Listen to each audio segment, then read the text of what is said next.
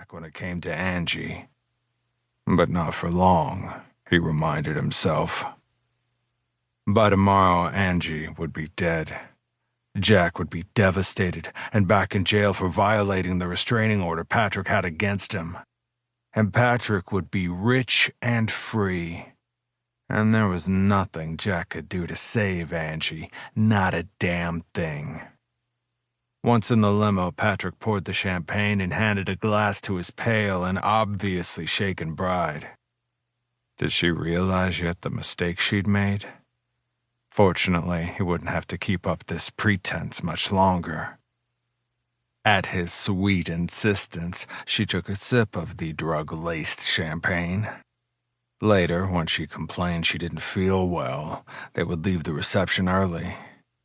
She thought they were flying to Hawaii. Wouldn't she be surprised when she realized that wasn't the case? By then, though, she would be in no shape to protest. He glanced over at her, afraid he wouldn't be able to get her out of town quickly enough. Tendrils of her dark hair framed an unusually pale face. Her brown eyes shone with unshed tears, and her hand shook as she held the champagne glass to her lips. Damn Jack for showing up. A stab of anger pierced Patrick's practiced facade. He had bent over backward to try to make her happy, had spared no expense, but she still wanted Jack. He had to turn away, to look out the window. He couldn't blow it now. Just a few more hours of pretending, and Angie would be dead, and he would be a very rich widower.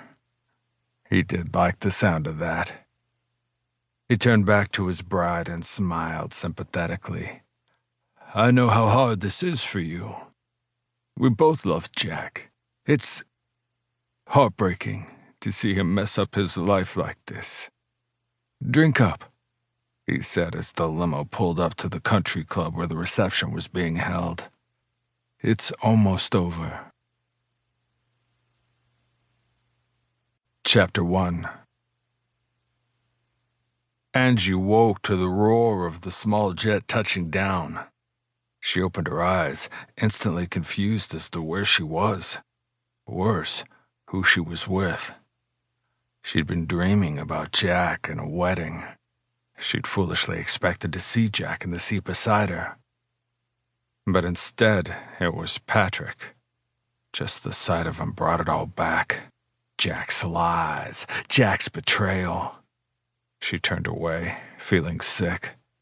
Out the small window, all she could see at first was darkness, then the inky black line of high mountains etched against the night sky.